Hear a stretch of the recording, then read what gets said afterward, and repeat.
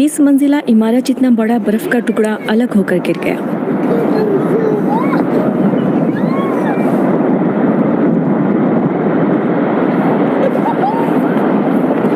सत्तर मीटर ऊंचा बर्फ का टुकड़ा अलग होकर पानी में गिर पड़ा।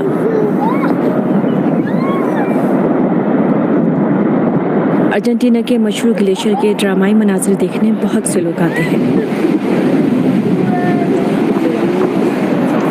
बर्फ के टुकड़े के अलग होने के अमल को काविंग कहते हैं और हाल ही में इतने बड़े टुकड़े के अलग होने से माहिरीन को तशवीश है।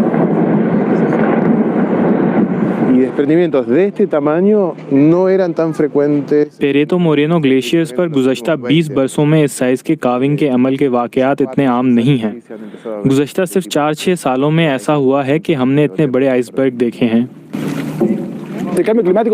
माहौलियाती तब्दीलियाँ वकूअ पज़ीर हो रही हैं। हम ये जानते हैं कि इलाके में हवा के औसत दर्जे हरारत में इजाफा हुआ है 0.06 डिग्री सेल्सियस फी दहाई के हिसाब से, और हम जिस इलाके में हैं उसके लिए बहुत ज़्यादा है।